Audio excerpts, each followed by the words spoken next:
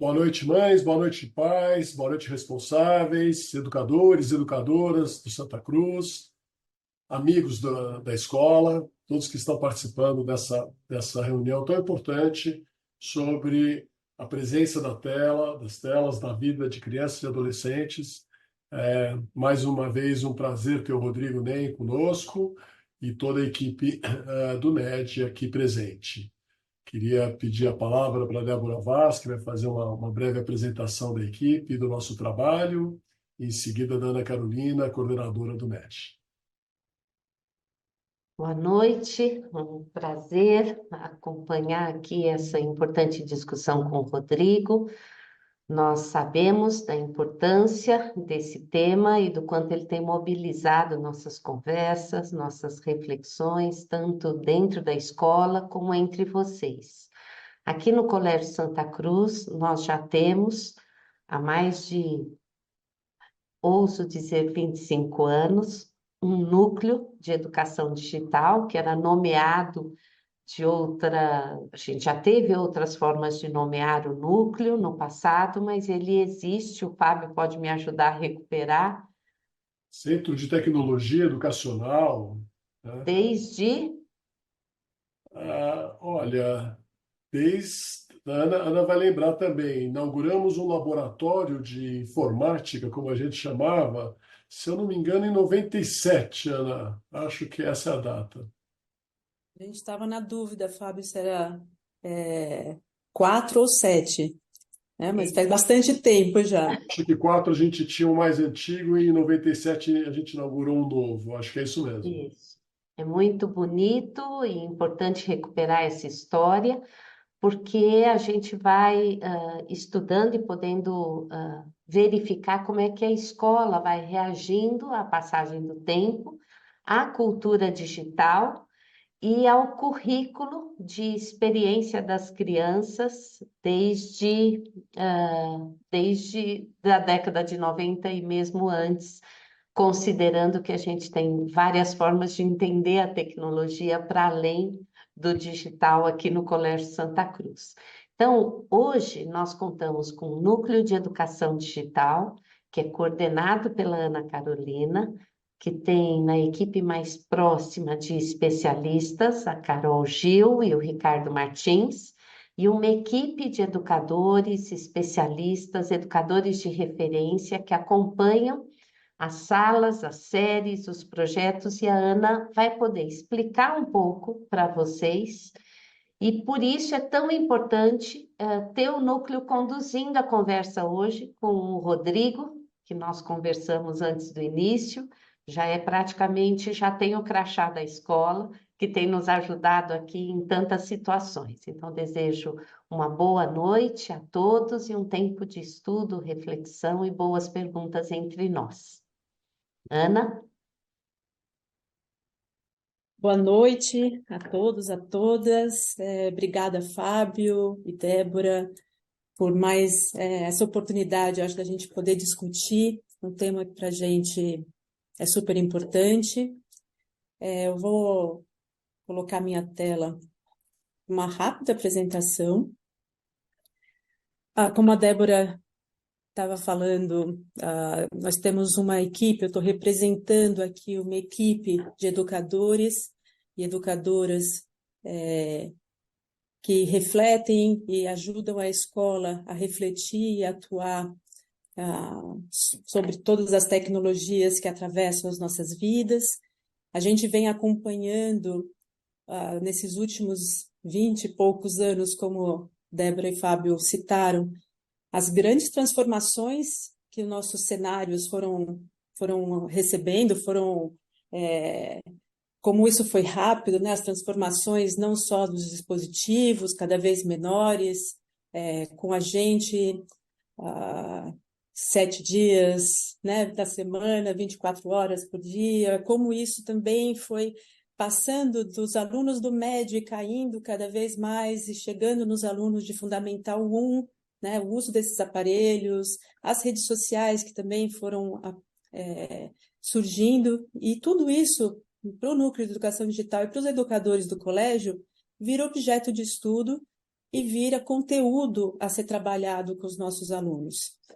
Então, hoje eu vou contar rapidamente como a gente vem trabalhando esse currículo de cultura digital.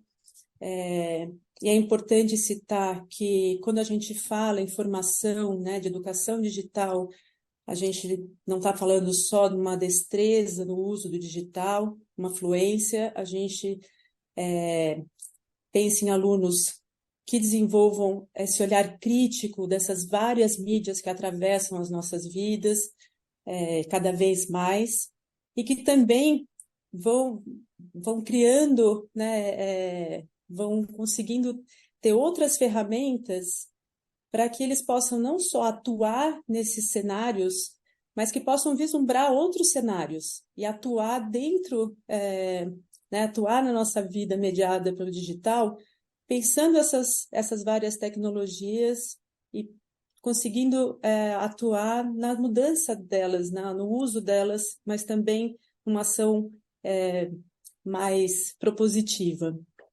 Então, como é que a gente faz isso? Primeiro, a educação digital sempre aconteceu, mesmo com o nosso núcleo mudando de nome, sempre foi um objeto de estudo, né? E aí, o que a gente foi, e trabalho em sala de aula com os educadores, mas a partir de uma certa data, a gente achou muito importante que ele fosse registrado, revisto, com toda a comunidade. Então, a gente vem trabalhando com esse currículo, com toda a nossa comunidade, principalmente com o nosso corpo docente, e ele é composto por 4 eixos. Então, cidadania digital, onde a gente vai discutir direitos, deveres, mas também as relações, como como o digital atravessa nossos sentimentos, nossos comportamentos, também como nossos comportamentos e ambientes digitais também provocam reações. A educação midiática, pensar nessas várias mídias a que a gente tem acesso direto e indiretamente, pensar como essas mídias, elas, a serviço do quê, como é o fluxo de informação né, num vídeo curto, a diferença de uma wiki, tudo isso os alunos precisam conseguir identificar.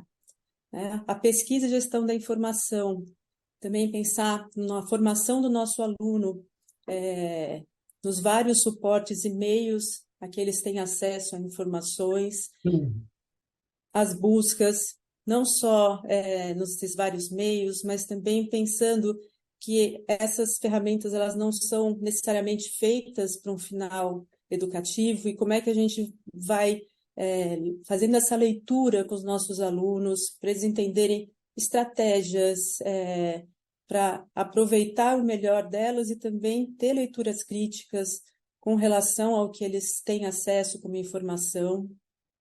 E a fluência digital, que aí tem a ver com o uso dessas ferramentas, mas também entender as lógicas que estão por trás, essa gramática, para que eles possam circular, mas também rever as formas de uso, refletir sobre as suas próprias seus próprios usos e ter ferramentas aí e possibilidade de trabalhar com esses vários meios, mesmo com tanta mudança que esse meio sofre o tempo inteiro.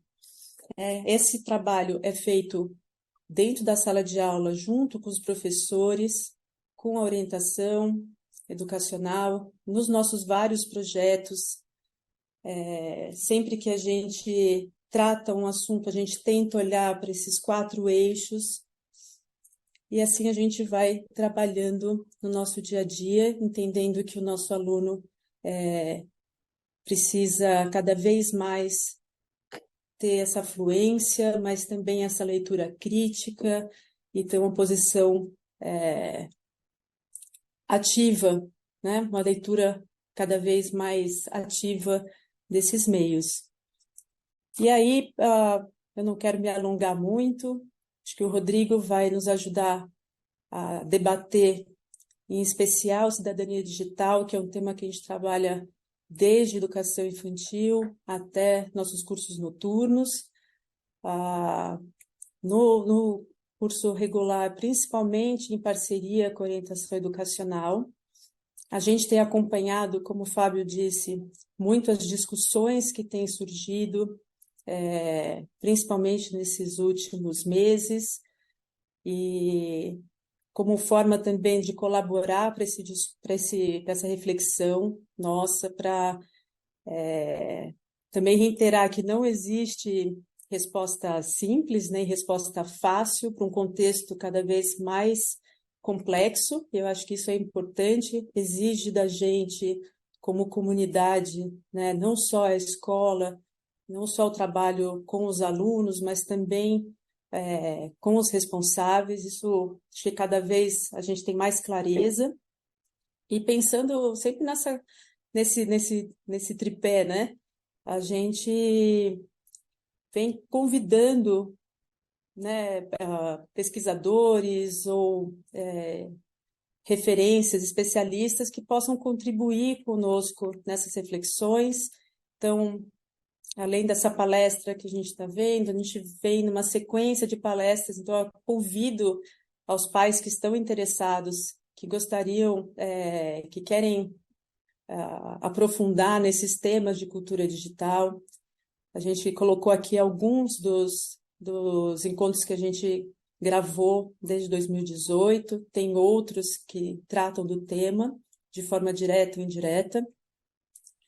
Então, David Bucking, que é um pesquisador que a gente se debruçou muito, trabalha com mídias e jovens, né? O próprio Rodrigo, que, como a Débora falou, é um parceiro muito presente, tem trabalhado conosco também numa assessoria com nossos orientadores, diretores, e também em projetos de cidadania digital do nosso 7º ano. Paula Sibilha também, que estuda como o digital ultrapassa as barreiras físicas e transforma todos os indivíduos. Jogos online, regulação das plataformas, a Julieta Jerusalinski, e também mostrar um pouco da nossa agenda de 2024, algumas ações que a gente vem preparando também para enriquecer as nossas reflexões sobre esse tema. Então, na semana que vem, eu já aproveito e faço um convite.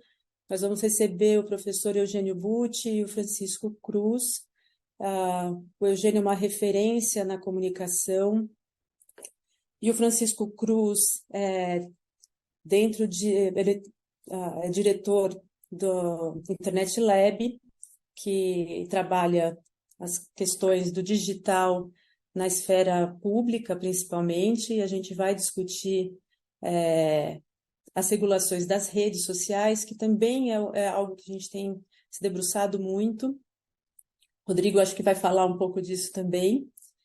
Dia 24, né, em agosto, a gente tem um encontro de famílias em que temos várias rodas em que o tema do digital aparece de maneira indireta, mas um tema do digital diretamente será trabalhado com a doutora Ana Escobar.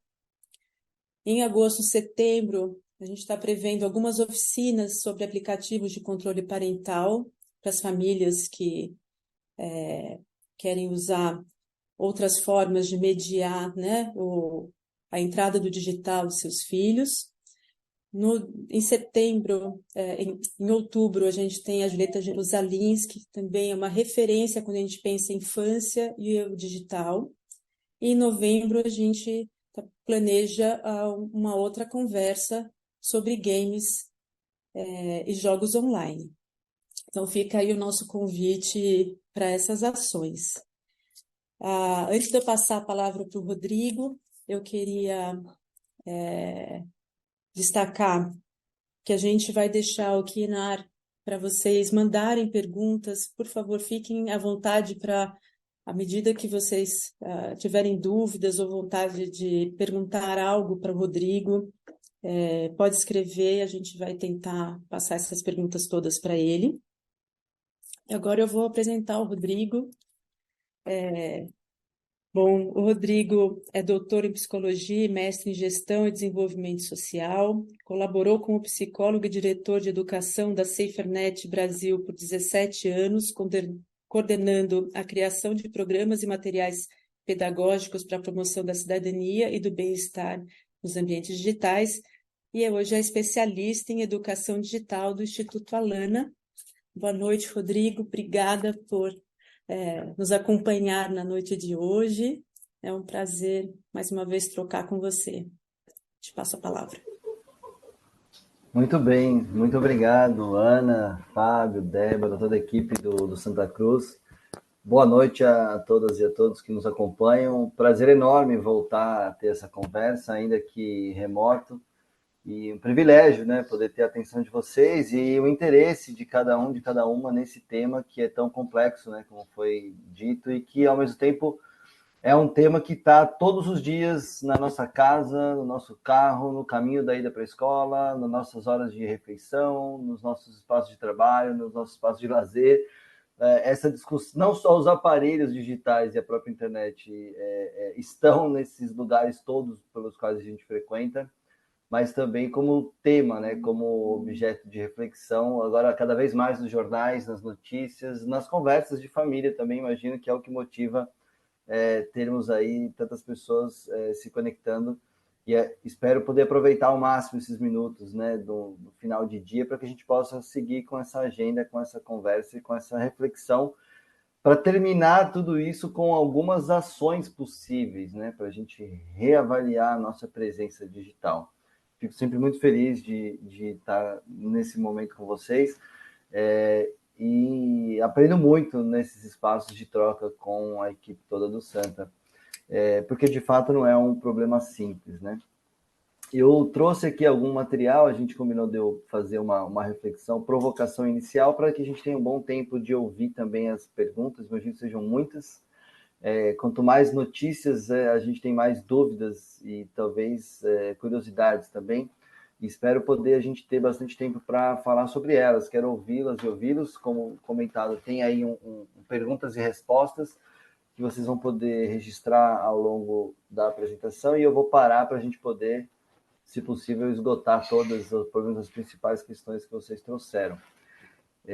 Bom, eu queria começar fazendo essa reflexão, né, sobre cada um de nós, antes até de chegar nos nossos estudantes, nossas crianças e adolescentes. Eu sei que tem aqui, provavelmente, famílias de múltiplas idades, não só de pais e mães responsáveis, mas também dos estudantes, né, de várias etapas do ensino. Mas para pensar, né, será que a gente, de fato, conhece a nossa própria rotina digital?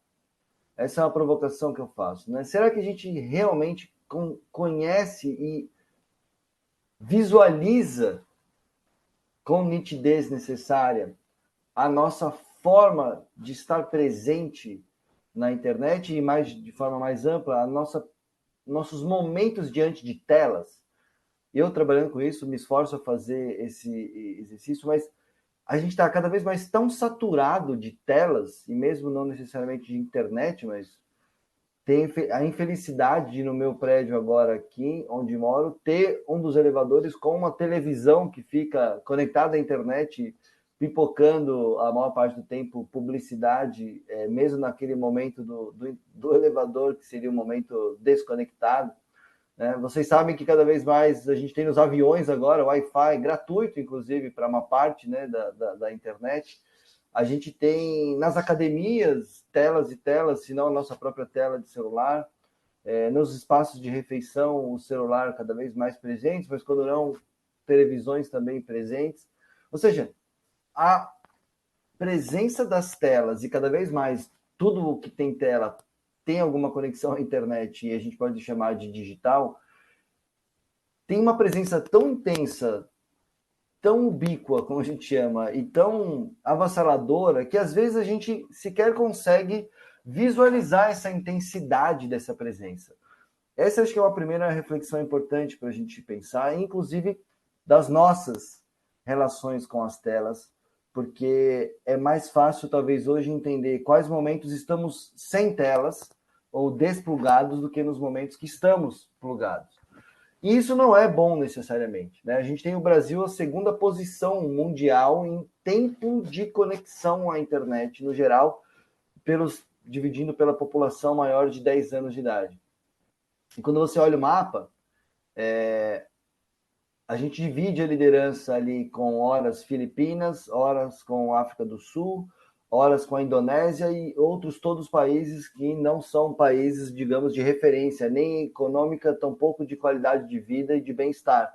Você pega países como o Japão, os países do norte da Europa e outros tantos países que são conhecidos, reconhecidos por qualidade de vida, bem-estar e mesmo índice de desenvolvimento social e econômico, eles estão muito longe nesse ranking de intensidade da presença digital das suas populações, né? Quando a gente vê um recorte de que o Brasil tem o segundo maior tempo acordado diante de telas digitais, e aí inclui celular, smartphone, mas também tablets, televisões e videogames, é um péssimo ranking. Porque você pensar 9 horas por dia, de alguma maneira, conectado a uma tela, significa que você está usando telas também durante muitas outras atividades e quase nenhum espaço sem telas, né? sem a conexão. E essa forma de presença digital, ela tem consequências, né? A gente tem aí que distribuir esse tempo acordado com outras atividades. Nós também, mas nossos estudantes também, né? Não só a escola, o trabalho, mas também o espaço, eventualmente, com o esporte, de estudos, de brincadeira, de contatos com a natureza e de dormir, né? Para não dizer outras tantas atividades de lazer que a gente poderia fazer. Nessa dinâmica da fluência digital que o Santa trabalha tão bem, eu gosto muito, né, quando a Débora e a Ana falam de uma gramática do digital, a gente pode dizer, há uma linguagem do digital que é a linguagem do nosso mundo contemporâneo. Nosso mundo hoje é digital, o digital faz parte, é um idioma necessário, a gente precisa dele, ele é útil em muitas dimensões, não há dúvidas. Agora, o que eu queria mergulhar um pouquinho mais vamos qualificar melhor e olhar talvez com uma lupa qual é essa nossa forma de presença digital. E quando eu falo de será que a gente conhece a nossa rotina digital, tem alguns instrumentos hoje no celular de todos vocês aí, todos nós, seja Android, seja iPhone, que é essa ferramenta de você conhecer a sua própria rotina digital. Vale a pena fazer esse exercício quem não fez ainda, né? Que é você entrar lá, seja no Android, no Bem-Estar e Controle dos Pais, mas também no iPhone tem lá o tempo de uso, que é você, de alguma maneira, visualizar efetivamente quanto tempo você usa, o que por dia. Não é só, usei X horas, mas qual é a média de usos de cada aplicação, né? E você tentar distribuir isso numa rotina, numa agenda, é importante ter essa visualização de cada um de nós, até para poder olhar para a visualização do que nossas crianças têm feito digitalmente. O dado que eu mostrei da presença digital no Brasil, muito intensa em termos de proporção de horas acordadas, faz ainda mais alerta quando a gente olha para crianças, né? E essa pesquisa tem mostrado muita informação, peço desculpa, mas só para chamar a atenção, se vocês olharem o ranking dessa tabela das principais plataformas utilizadas por crianças, e aqui a gente está falando de crianças mesmo a partir de 0 anos, né, até 12 anos, é uma intensidade de uso, mesmo na primeira infância, ou seja, até os 6 anos de idade. O YouTube, por exemplo, é a principal plataforma, né?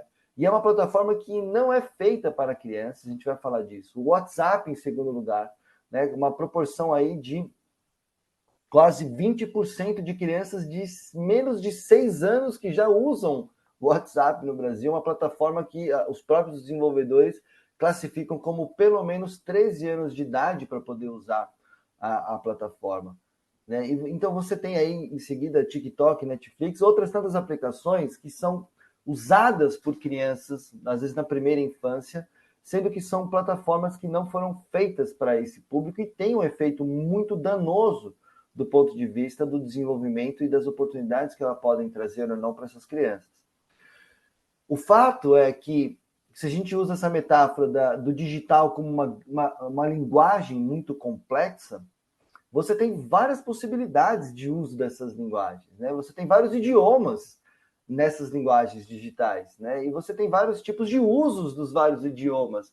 A gente tem que cada vez mais entrar nas minúcias das formas como nossas crianças e nós também usamos essas telas digitais. Porque, por exemplo, usando a metáfora das linguagens, a gente sabe, poderia dizer, que tem muita coisa interessante para usar em plataformas digitais, mas talvez algumas plataformas não são próprias para crianças.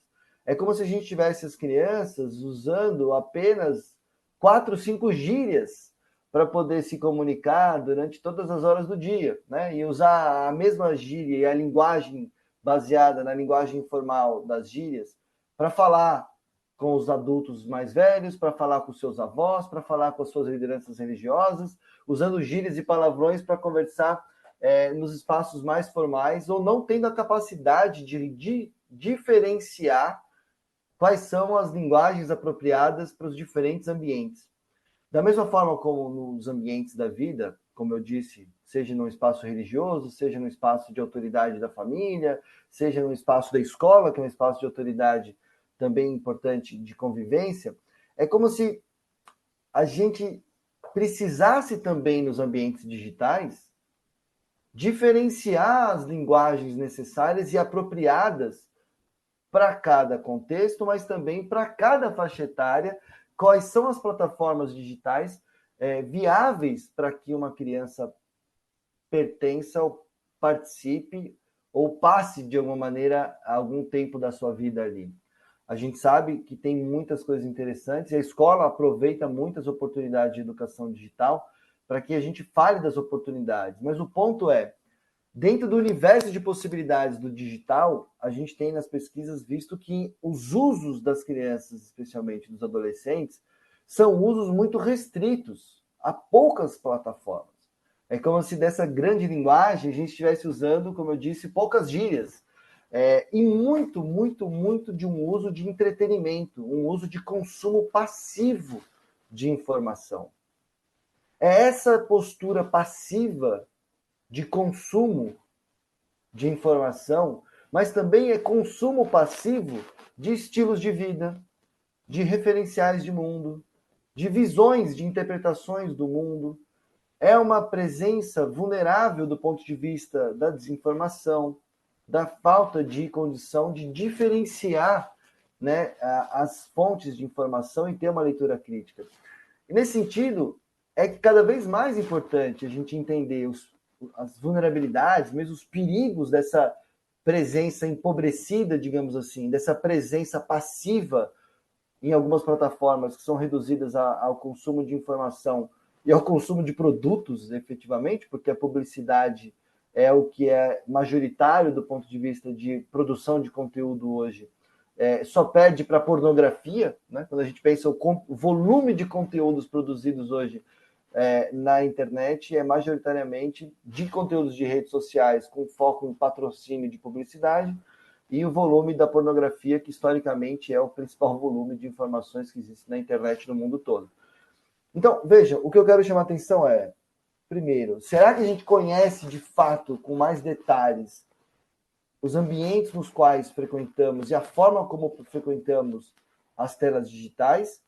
E, ao mesmo tempo, olhar para esse repertório e olhar qual é a dinâmica desse cardápio, né? Eu conversei com alguns dos que vocês tiveram naquele encontro presencial e eu gosto de usar essa metáfora, né?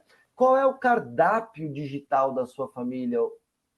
Qual é o leque de variedades de cores e de nutrientes que estão presentes nessa dieta digital das nossas famílias? Porque a gente olha os dados, inclusive da população adulta, que a gente tem um consumo muito concentrado. O WhatsApp reina absoluto, e a gente tem também o uso de Instagram e redes sociais. O Facebook ainda é importante, creiam ou não. O Facebook ainda é muito importante nas classes mais pobres, mas aí tem depois aplicativos mais de logística. Se você para pensar, de fato, em aplicações, em usos que envolvem criação de conteúdo, edição de conteúdos, escrita, mesmo de aprendizagem mais aprofundada, a gente não tem a mesma intensidade como temos em outras dinâmicas de consumo passivo de informações e de entretenimento, né? Que não é um grande problema ter entretenimento, pelo contrário. A questão é, no conjunto da nossa dieta digital, essa presença digital na balança, ela deixa como legado o quê? Né? Das 6, 7 horas que um adolescente passa hoje na internet, como são distribuídas essas 7 horas? Qual é o legado que essas 7 horas deixam na vida desse sujeito? Né? Como que essa presença digital participa do desenvolvimento dos nossos filhos, dos nossos crianças e adolescentes? Eu vivo isso também como pai, né? De um menino de 4 anos, que já tem lá suas horinhas de tela, 1 hora de tela por dia, não a internet ainda. Mas se perguntar como que essa presença digital, de fato, reflete em oportunidades, em benefícios para o desenvolvimento social, para o desenvolvimento emocional e impacta de alguma forma negativa ou não no desenvolvimento biológico, inclusive, porque a gente sabe que nessa etapa da vida, na infância especialmente, todas as nossas conexões com o mundo, de alguma maneira, fazem parte desse repertório de desenvolvimento, né? Inclusive dos nossos mecanismos de regulação do sono, mecanismos de regulação hormonal e tudo isso mais que algumas evidências científicas já mostram. Por exemplo, que o impacto do uso do celular ou da internet, ou mesmo da televisão, conectado a um streaming de vídeo, na cama, dependendo do tipo de conteúdo, pode ter um impacto importante na regulação hormonal, nos hormônios que são distribuídos durante o sono e na fase de crescimento, você prejudicar esse ciclo do sono por conta da hiperestimulação de notificações de redes sociais ou por conta de filmes e séries muito aceleradas, isso pode impactar, inclusive, no desenvolvimento biológico, né? Então, tem algumas evidências que já falam sobre isso. Isso é importante levar em consideração. Agora, um outro aspecto importante é olhar essa dieta digital das nossas famílias, dos nossos filhos, mas também a nossa própria, ela é muito particular para cada sujeito, né? Essa é uma pesquisa interessante da Universidade de Stanford. Cada quadrado desse é como se fosse um sujeito, A, B, C e D. Cada um desse é um sujeito e cada quadradinho interno dentro desse grande quadrado significa a intensidade da presença digital em determinadas plataformas que cada sujeito tem. Então, assim, ainda que todos nós, mesmo nas diferentes gerações, né, vocês e seus filhos, os educadores e os estudantes, na prática a gente acaba usando mais ou menos os mesmos aplicativos, né? Para quem usa rede social, hoje é Instagram, TikTok, o Twitter. Duvido que vocês usem o Snapchat, e alguns poucos usam o Snapchat no Brasil, mas o YouTube, muito usado ainda também, eventualmente plataformas de notícias. Ainda que sejam as mesmas plataformas, as formas de usar e a distribuição dessa presença durante um dia é muito particular. Por isso que você pode pegar, aqui nesse caso, são 4 indivíduos adolescentes, mas que usam as mesmas plataformas, mas a distribuição de tempo em cada uma dessas plataformas é muito diferente. E ainda mais, os conteúdos dentro de cada plataforma, nesse diferente tipo de tempo de presença digital, é diferente também. Para usar de novo a metáfora da dieta, né? A gente pode fazer muitas receitas com os mesmos ingredientes. E os mesmos ingredientes podem causar muitos efeitos diferentes nos nossos organismos, né? Tem pessoas, certamente aqui, alérgicas a glúten, a lactose, a frutos do mar e assim por diante. É também no ambiente digital muito prudente considerar que algumas crianças são muito mais vulneráveis que outras a determinadas informações, a determinados tipos de conteúdos.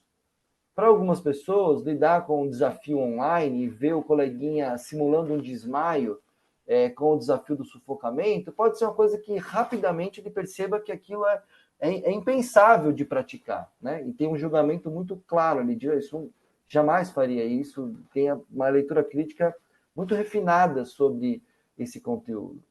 Mas um outro colega, talvez da mesma idade, talvez até mais velho, não tenha as mesmas habilidades de discernimento para poder diferenciar, né, e entender um determinado tipo de apelo de um conteúdo violento ou de apologia ao desafio do que um colega. E tudo bem, né? As crianças são diferentes. A questão toda é que estou dizendo tudo isso para dizer, não podemos generalizar de uma maneira absoluta as presenças digitais apenas olhando o tempo de tela ou apenas olhando o tipo da plataforma. É claro que isso tudo é muito importante, eu vou seguir o raciocínio em seguida, mas eu gosto dessa provocação da dieta e peguei emprestado aqui de um colega que tem uma academia de CrossFit e que faz essa ótima comparação, né? Para a gente pensar o tempo de tela, por exemplo. Não é porque uma porção de nozes tem mais calorias do que uma batatinha frita dessa industrializada, que significa que a porção de nozes é pior, né? Pelo contrário, a gente consegue identificar, olha só, a caloria aqui é um indicador importante, mas não é o suficiente para nos fazer tomar todas as decisões, né? Da mesma forma, a relação do, né, um suco de laranja, um copo de suco de laranja tem muito mais calorias, naturalmente, e açúcar do que uma Coca Zero, por exemplo. Agora, essa relação também a gente precisa começar a ter com mais cuidado e refinamento para pensar a presença digital nossa, mas especialmente das nossas crianças e adolescentes, nas diferentes faixas etárias. Né? Se um adolescente de vocês toma aí uma Coca-Cola durante um dia, ok, né? Agora, você colocar uma Coca-Cola numa mamadeira de uma criança que está amamentando é impensável, né? É extremamente tóxico uma garrafinha dessa de Coca-Cola, ainda que com 0 calorias, numa mamadeira de uma criança que deveria tomar apenas o leite materno. Estou forçando um pouco a metáfora, mas para a gente fazer essa reflexão de que é preciso olhar para o digital, para a presença no digital, um pouco mais com as lupas e com os olhares interpretativos que vão para além do tempo, que vão para além do nome da plataforma, porque mesmo as plataformas que são, por exemplo, para maiores de 13 anos, seu filho tem 14 anos, isso não é suficiente para dar um salvo-conduto de que estou tranquilo porque meu filho já tem 14 e a plataforma foi feita para 13 mais, logo está tudo bem resolvido. Não, né?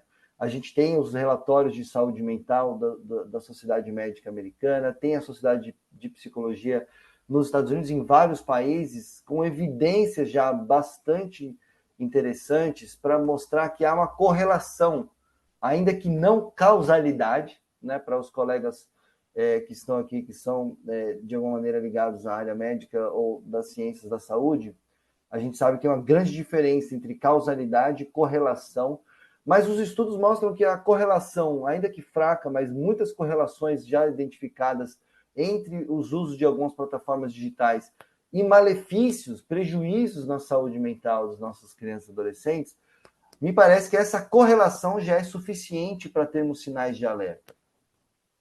Da mesma forma, a Unesco, no ano passado, um relatório que já foi muito bem trabalhado pela escola e os colegas são muito bem apropriados por ele, e a escola já está alinhada com os achados desse relatório há algum tempo, e eu falo isso porque, de fato, conheço o trabalho da escola, é que também no uso da tecnologia na educação há evidências conflituosas, às vezes, inclusive, né? Ambíguas de algum sentido, mas há um entendimento de que o volume de preocupações justifica muita cautela. Sem deixar de reconhecer, tem muitas oportunidades, tem muitos potenciais benefícios que o uso da tecnologia digital nas escolas pode trazer para o processo de ensino-aprendizagem, pode trazer para a personalização do ensino, e mais do que tudo, né?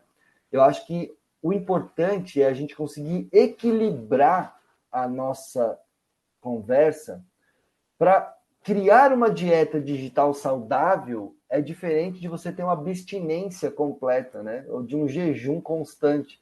Ainda que o jejum intermitente esteja na moda, e pode ser útil, inclusive, também fazer um jejum digital intermitente, para que você desplugue em alguns momentos da vida, mas não faria o menor sentido a gente abandonar completamente todos os aparelhos digitais e a própria educação digital como um espaço importante da escola, justamente como esse espaço de ter leitura crítica dessas mídias digitais.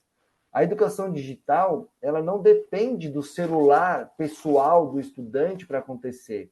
Né? Esse é um ponto importante, que acho que devem ter muitas perguntas aí, né, em torno do livro do Jonathan, e que tem gerado um tsunami, e apesar do Jonathan estudar isso há mais de 10 anos, eu acompanho o trabalho dele já há algum tempo também, e os colegas da escola também, a gente já teve muitos encontros, né, há muitos anos atrás sobre esse mesmo tema, mas é um momento em que o mundo todo discute com muita intensidade, especialmente o uso do celular pessoal para crianças e adolescentes. E a gente só não pode confundir a questão com uma discussão muito maior que a Ana trouxe no início, né, da fluência digital, da leitura crítica das mídias, da cidadania digital e outras tantas agendas de educação digital que vocês têm o privilégio de ter na escola um lugar seguro do que a gente gosta de chamar de mediação dessa presença digital, desse olhar crítico para a experiência digital, seja ela qual for. E isso pode ser feito e é feito com várias metodologias, inclusive do que a gente chama desplugadas. Ainda mais num espaço tão lindo de um colégio como é o Santa, dá para fazer ótimas atividades sobre educação digital numa daquelas belas sombras que tem nos pátios ali na área externa das salas de aula, inclusive, né? Dá para fazer ótimas atividades no laboratório Maker, dá para fazer ótimas atividades numa aula de filosofia, para pensar as noções de tempo, as noções de presença, as noções de relação com o saber e com o conhecimento, numa atividade completamente offline, digamos assim, né? Sem nem precisar dos Chromebooks. Então, a gente tem que tomar esse cuidado para não confundir o fato de eventual restrições, que são muito bem-vindas, como a escola já adota, do uso do celular pessoal, especialmente para as crianças mais novas. Isso não significa não ter educação digital.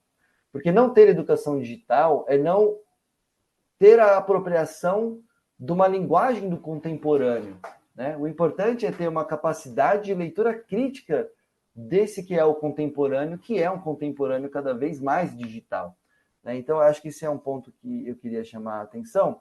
E para terminar essas provocações iniciais, eu queria enfatizar, né? A gente tem acompanhado as pesquisas no Brasil, a gente tem ótimas pesquisas no Brasil, especialmente essas feitas pelo CETIC.br, e uma delas é a TIC Educação, que tem mostrado como que esse tema das violências digitais, dos problemas que os estudantes vivem na presença digital deles, chega já para as escolas, né? Esse dado não é um dado do Santa, é um dado nacional, que certamente o Santa está ali naquela proporção das escolas super diferenciadas e privilegiadas do ponto de vista de conseguir atender a essa demanda de prontidão e a pioneiro, né, no Brasil nessa vanguarda de educação digital, com outras boas escolas que a gente tem no país.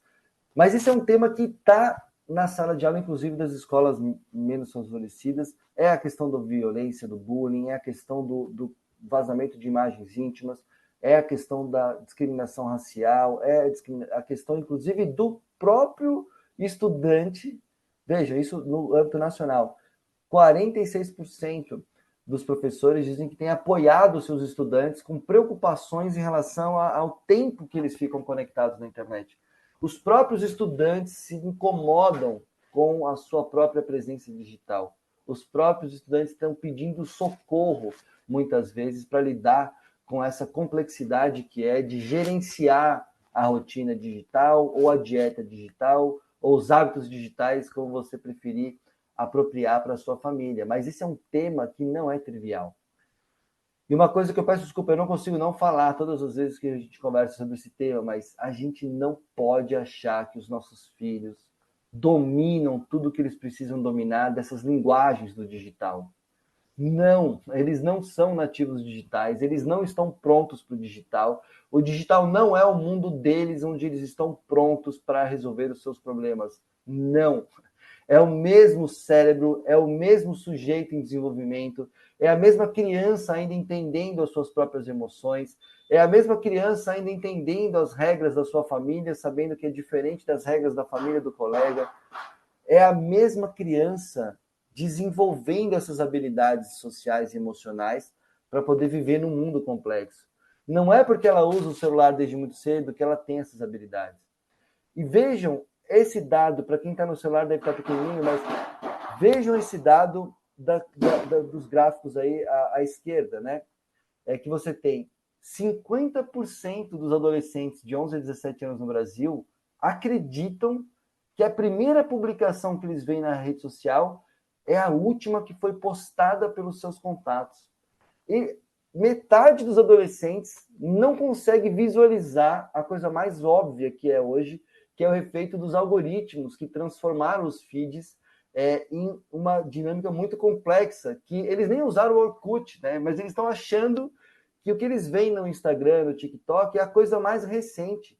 Eles estão ignorando os bilhões de investimento numa engenharia de algoritmos financiados pela publicidade, que determinam o que eles vão ver, não pela ordem cronológica, mas pelas ordens de cruzamento de muitas variáveis que são, inclusive, opacas. A gente não tem visibilidade sobre todas elas, mas a gente sabe que muito é de anúncios pagos por empresas a fazerem publicidade e que direcionam os algoritmos. Ou seja, eles desconhecem um dos elementos mais básicos do funcionamento hoje de redes sociais, que é o feed alimentado por algoritmos que são muito particulares para cada usuário. Também quase metade concordam que todos encontram as mesmas buscas na internet. Eles ignoram que no Google, no Bing, seja qual for o buscador que você usa para fazer uma pesquisa, que também ali tem patrocínio, tem ads, tem todo um SEO para quem trabalha com marketing, sabe? Tem toda uma lógica de configuração das palavras-chave para você ser encontrado mais rápido, não ser encontrado. Se você paga no Google Maps, você aparece um pouco mais na frente. Enfim, eles ignoram, para dizer simples, noções básicas de funcionamento das próprias plataformas que a gente supõe que eles dominam. Eu não estou aqui querendo fazer, né, uma redução da inteligência dos adolescentes de forma nenhuma. Eles têm muitas habilidades que a gente não tem e fazem coisas lindas, incríveis, muito potentes com essas mesmas plataformas. Mas não podemos achar que eles sabem tudo, estão prontos, porque não estão, né? E esses dados mostram a dificuldade que eles têm ainda. Eu estou falando dos mais velhos, de 11 em diante, de reconhecer uma informação verdadeira, de entender o funcionamento dos algoritmos, de entender a assimetria de poder e de entender o design dessas plataformas, que é muito complexo. Nem nós que pesquisamos isso há décadas, a gente entende ainda, talvez, porque não são transparentes, inclusive, muitos dos dados, né? Então, entender que essa presença digital é muito intensa em horas, em afeto também, porque eles dão muito valor. Vocês sabem o valor que os seus filhos dão ao celular deles. Aos mais novos, eu já sei, por exemplo, o valor que meu filho dá para as 4 fichinhas que ele tem para distribuir a 1 hora de televisão que ele assiste de desenhos animados que eu seleciono para ele ver. Ele valoriza, e a briga já é feia aqui em casa também, para poder, quando chega a hora da última fichinha e acabou a hora de tela do dia, é uma intensidade, inclusive, afetiva de conexão com essas telas, que é mais do que uma presença em termos de minutos. É uma conexão mesmo, né? É um espaço importante de vida para eles e para elas. Mas a gente tem que participar mais dessa presença digital. E como eu disse, né? Tem aí uma complexidade que está sendo discutida no mundo inteiro, inclusive, né? A Europa aprovou o DSA, que é um programa muito importante em termos de regulação, o Digital Services Act, para poder regular essas plataformas digitais no bloco europeu. Os Estados Unidos têm regulado isso de uma maneira muito importante, inclusive com muitos processos na moda norte-americana. O Reino Unido fez uma regulação, um conjunto de regulações para proteger crianças e adolescentes também desses espaços. A gente não está discutindo uma questão aqui de cerceamento, de liberdades, entender o design dessas plataformas é construído com muita psicologia do consumidor para, de fato, capturar a atenção dos usuários. Se a gente pensar usuários adultos 18+, a gente tem autonomia, tem independência e faz as suas escolhas. Cada indivíduo é livre para fazer as suas escolhas. Agora, você reconhecer, e hoje a gente tem evidências, de que o design de plataformas que são estimulando a presença de crianças e adolescentes e estimulando uma hiperconectividade e não necessariamente na mesma proporção, criando as salvaguardas, criando as avaliações de risco, criando as proteções para minimizar o efeito danoso na vida de crianças e adolescentes, isso é uma simetria de poder para nós, pesquisadores, mas para cada um de vocês como familiares, E também uma assimetria de poder para as escolas, porque as escolas conseguem fazer um acompanhamento e um controle da educação digital e dos usos das telas no contexto pedagógico da escola. Mas da porta para fora da escola, aí não tem mais agência da escola direta na gestão dessa presença digital, né? Então, como eu comentei, os próprios adolescentes reconhecem que têm problemas em gerenciar sua presença digital. Esse é um dado da TIC Kids de 2022, 24% admite, eles falam, né, na pesquisa. Então, se você der o desconto aí que muitos não reconhecem, mas tem problema, provavelmente esse número é muito maior, né? De se tentar parar de usar e não conseguir. Não é fácil, né? Mesmo para nós. Regular a presença digital não é trivial. Eu falo, eu mesmo, já me peguei muitas vezes, e ainda me pego às vezes, né, numa viagem intensa, de pegar o celular para dar uma olhadinha durante uma refeição sozinho. Não posso, nem sozinho posso justificar um uso desse às vezes, não merece, né? Então, enfim, esses cuidados, e eu quero daqui a pouco, já vou parar para a gente ter uma conversa e tentar, nas respostas, dar algumas dicas mais práticas. Eu acho que todos nós estamos lidando com esse desafio. Não é uma questão só para a criança, não é uma questão só para a família, não é uma questão só para a escola. É uma questão do contemporâneo, é uma questão de cada um de nós ter que repensar e repactuar a forma como a gente usa essas plataformas, esses dispositivos. Até porque, como a Ana falou, eles mudam muito.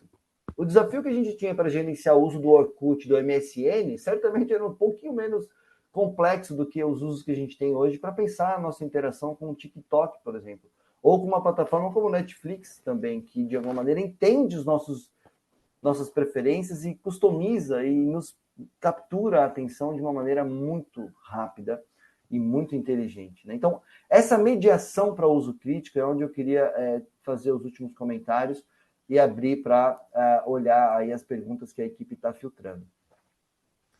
Essa mediação é fundamental, né? As restrições de idade, elas são fundamentais para tudo que a gente está conversando aqui. Lembrando, cada aplicativo, todos que estão na Apple Store, todos que estão no Google Play lá, todos têm uma classificação indicativa. Todos. Além da classificação indicativa dos próprios lojas de aplicativos, tem a do próprio aplicativo. No caso do WhatsApp, ele é indicado para mais de 13 anos, condicionado ao pleno consentimento dos responsáveis legais a todos os termos de uso e as regras de funcionamento e o acompanhamento daquela criança, daquele adolescente. E aí eu queria fazer esse último comentário para a gente discutir. Olha, tem perigos na internet, nas várias telas digitais, tem muitos. Mas esses perigos vão se converter ou não em danos dependendo de alguns fatores de risco. E nessa equação que eu queria chamar a atenção para a gente diferenciar. O risco não necessariamente se traduz num dano. Da mesma forma, idade não é igual maturidade e capacidade crítica e discernimento para poder usar ou não um determinado aplicativo. E mais, da mesma forma, as oportunidades que as telas digitais trazem para as infâncias, eventualmente, e também para as adolescências, essas oportunidades não vão se traduzir automaticamente em benefícios se não houver esse esforço da mediação dessa presença digital pelas famílias e essa mediação da presença digital pela escola também, no caso, através da própria educação digital. Então, eu queria que a gente terminasse essa minha provocação lendo, né? Será que eu consigo olhar para a rotina digital minha e da minha família, entender não só horas de uso, tipos de plataformas, momentos do dia, e mais importante, qual é a minha conexão afetiva e qual é a minha distribuição de atenção entre as telas e as demais atividades que estão no meu entorno desplugadas, mas especialmente no caso das crianças e adolescentes, a gente olhar, será que eu consigo entender como que as oportunidades que eu acredito que o digital pode oferecer para minhas crianças estão se traduzindo em benefícios? Será que, de fato, o uso do celular iPhone, que eu paguei R$6.000 para dar o último modelo para o meu filho, essas oportunidades estão se convertendo de fato em benefícios na relação dele com os amigos, na relação dele com a escola, na relação dele com a cultura, na relação dele com o esporte, que ele usou como justificativa para poder conectar o relógio dele de treino? Será que, de fato, as oportunidades estão se traduzindo em benefícios? É uma pergunta importante. E aí entra, quais são os fatores de proteção? Quais são fatores de cuidado que, como família, a gente tem atuado para fazer essa conversão de oportunidade em benefício? E da mesma forma, será que eu tenho trabalhado de forma eficiente com os fatores de risco? Será que meu filho está passando por um momento delicado, terminou um relacionamento, ele está num grupo novo, mudou de escola, ele mudou de cidade, ou ele está passando por uma perda de luto na família? Será que ele está num momento vulnerável, que é um fator de risco, que exige com que eu tenha uma maior presença na vida digital dele?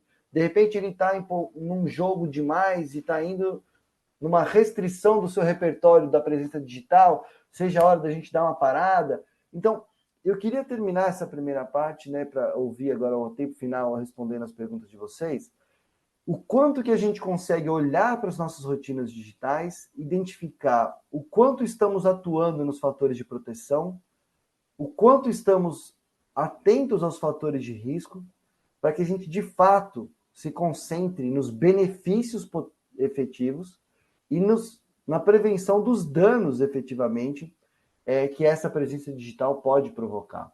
Isso vai passar pela construção da resiliência digital. A educação digital que a escola faz é fundamental, porque é um espaço seguro, é um espaço de fator de proteção. Mas sozinha a escola é impossível fazer. Da mesma forma que só a família fazer alguma coisa e a escola não fizesse, também seria muito difícil. A ideia é que a gente possa construir o que a gente chama de resiliência digital de cada criança, de cada família, de cada escola, mas especialmente dessa comunidade escola, dessa comunidade de famílias. E quando essas mudanças e essa percepção sobre a rotina digital e a presença digital é feita coletivamente, aí a gente ganha muito mais força para que, de fato, as oportunidades se traduzam em benefícios. A gente sabe que tem movimentos de famílias muito interessantes acontecendo, alguns mais fundamentados, outros menos, mas acho que eu queria terminar dizendo, é fundamental a gente ter constantemente essa conversa, não é uma conversa e tampouco as decisões sobre as formas de uso não são estáveis, até porque a gente está falando do digital, que não é nada estável. Pensem, o ChatGPT, a inteligência artificial, se a gente achou que as plataformas de redes sociais causaram impacto, a gente está começando a inteligência artificial agora e com disrupção atrás de disrupção.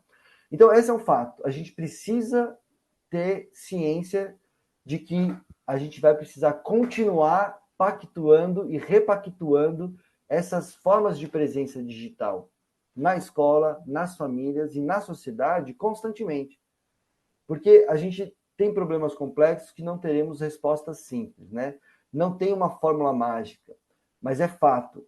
A gente precisa repactuar a presença das telas digitais nas famílias, nas escolas e na vida de cada uma das nossas crianças. E para fazer isso, isso mesmo é educação digital, né?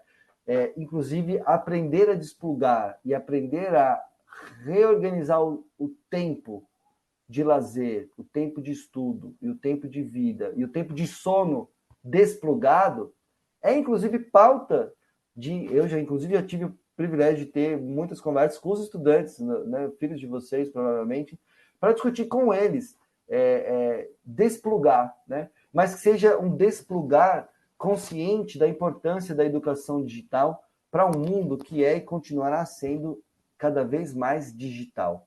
Eu acho que o desafio é a gente pensar essa dieta digital e, literalmente, ensinar nossas crianças e adolescentes a reconhecerem a importância dessa dieta equilibrada, dessa dieta saudável e, inclusive, dos intervalos da alimentação. Até porque se você comer frutas e verduras, banana, seja qual for o alimento saudável, durante 12 horas por dia, certamente esse alimento saudável não te fará bem, né?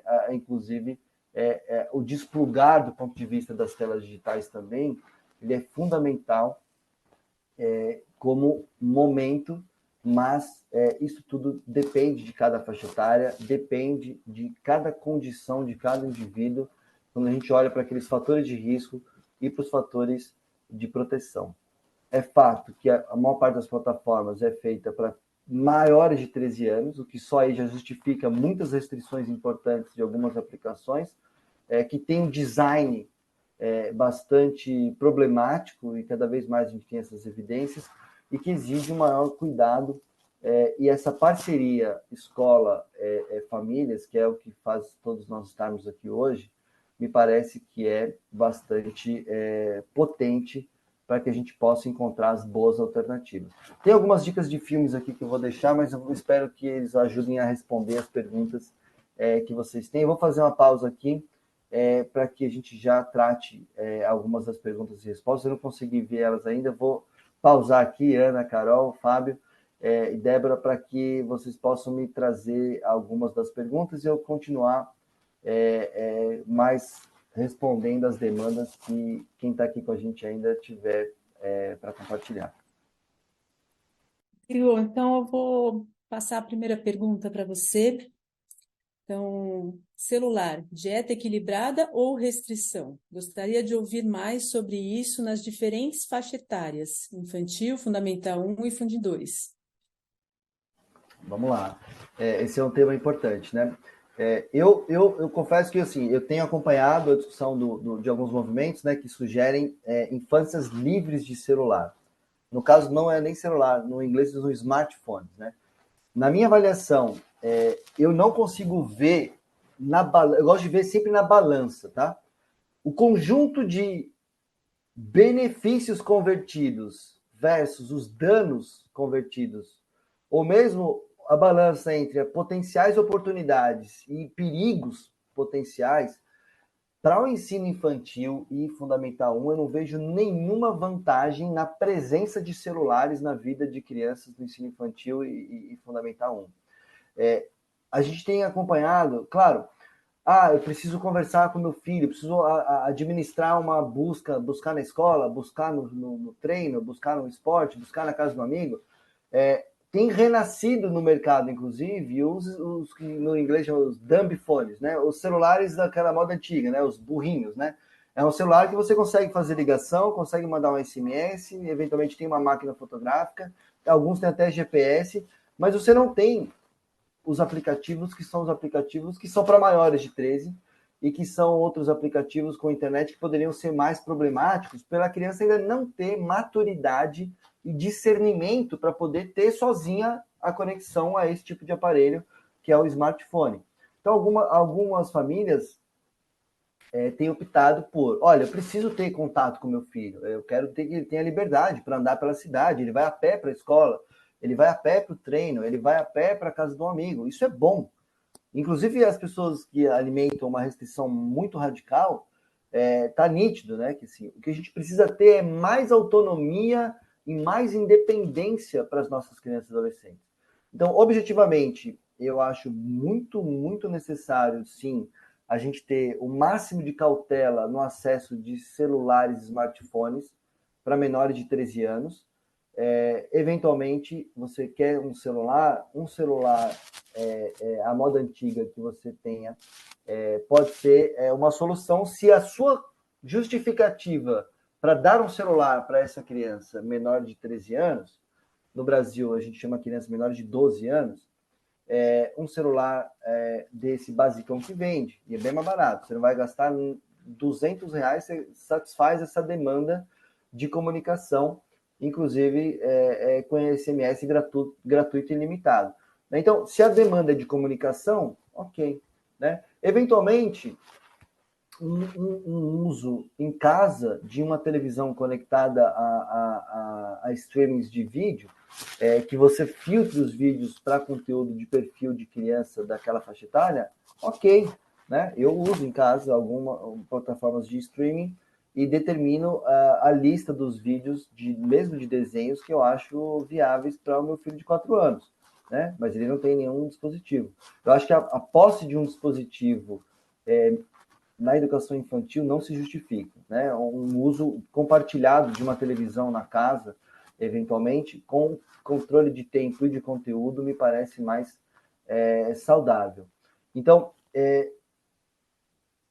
todo aplicativo, como eu disse, tem classificação etária. Inclusive jogos, tá? Cada jogo, mesmo hoje em dia, não compra mais o cartucho do jogo, né? Antes tinha na capa do cartucho, era obrigatório ter na capa seja o Blu-ray, do DVD, ou antigamente era cartucho, né?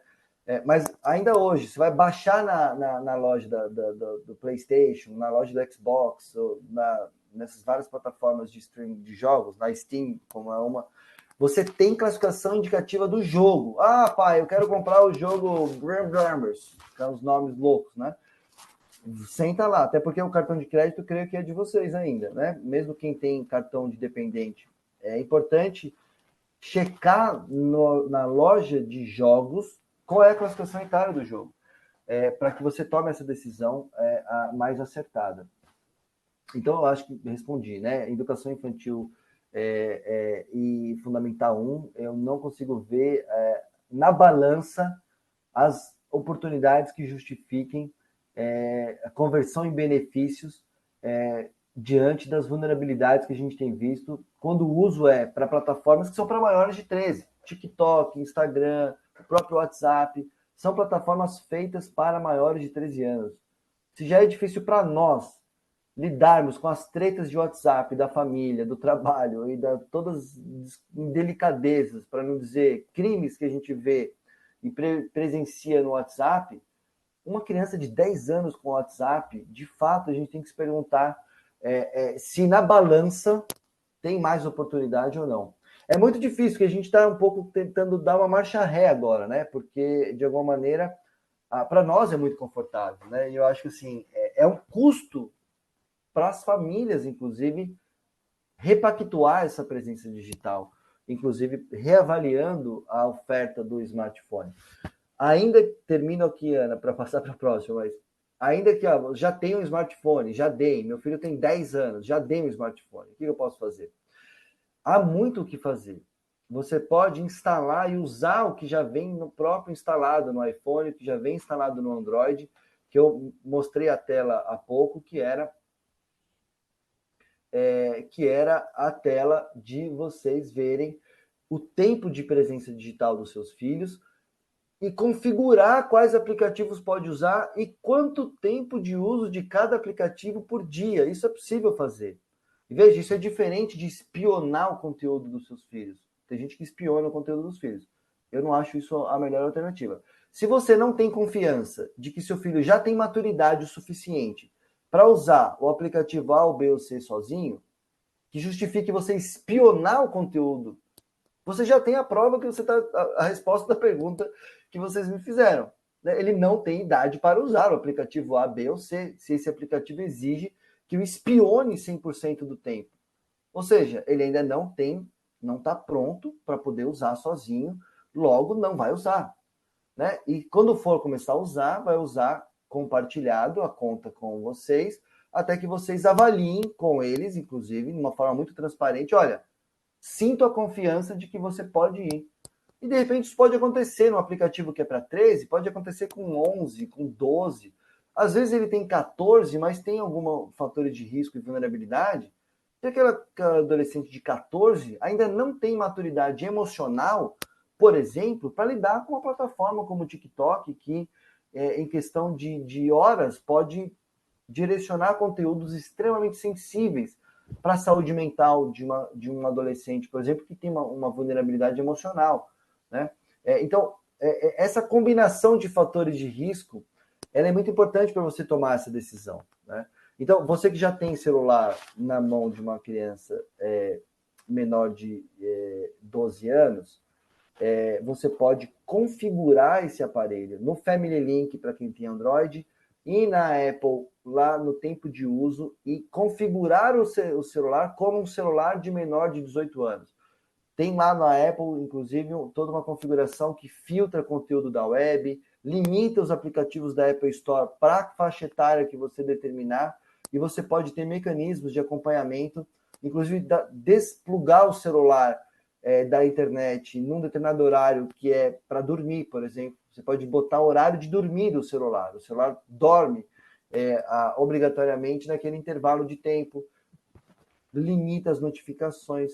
Então, assim, na prática, há muitas formas de você gerenciar essa presença digital, mesmo para quem já tem um smartphone, deixar ele um pouco mais dumb, né?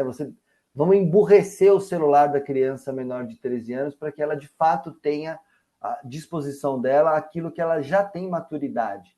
Eu sei que é uma resposta um tanto abstrata, mas eu volto para dizer, idade não é igual maturidade. Avaliar o grau de maturidade do seu filho, da sua filha, me exigiria muito mais do que saber a idade deles. E aí vocês são as pessoas que têm muita condição de entender os fatores de vulnerabilidade do seu filho, da sua filha, nesse momento da vida. Porque, de repente, nesse momento está num momento delicado, mas daqui 3 meses ela está numa outra situação da vida dela, que ela, de repente, já ganhou uma etapa ali, que ela pode vir a ter mais liberdade, mais autonomia e deixar o seu celular também proporcionalmente mais inteligente, com mais independência, com mais autonomia, conforme essa maturidade. E a gente sabe que as principais redes sociais são para mais de 13. Então, acho que essa idade, se fosse para dar uma idade, redes sociais, definitivamente mais de 13 anos, para adolescentes no Brasil, né? No limite, o Estatuto da Criança e Adolescente no Brasil diz que adolescente é maior de 12 anos, né? Então, essa é uma idade que as próprias plataformas admitem que as redes sociais são feitas para. Lembrando que isso entra o WhatsApp, que não é literalmente uma rede social, mas também uma plataforma para maiores de 13 anos. Rodrigo, eu vou fazer mais uma pergunta aqui. O aumento de suicídios e transtornos mentais entre crianças e adolescentes coincide com o uso de smartphones. Você pode falar um pouquinho sobre o que sabe dessa relação entre smartphone Claro, e esse suicídio? é um dos grandes argumentos do Jonathan Haidt, né, que faz, inclusive, uma matéria da Folha muito boa sobre os dados brasileiros de aumento também das situações de vulnerabilidade emocional, mas especificamente de autolesão e tentativas de suicídio e demandas de cuidados em saúde mental por crianças e adolescentes no Brasil também aumentou na última década. Eu gosto de muitos dos argumentos do Jonathan Haidt, mas eu também tenho lido muito algumas críticas, e falando do ponto de vista mais de evidências, né? Como eu disse no início, eu acho que tem estudos importantes que mostram correlação, mas eu não estou convencido da causalidade. Eu não consigo ainda, como pesquisador, eu sou psicólogo, trabalho nesse tema, como psicólogo social, não sou clínico, mas hoje mesmo li um da Candice, que que contra-argumenta o Jonathan, mas para dizer, eu estou totalmente com o Jonathan ao ponto de ver correlação.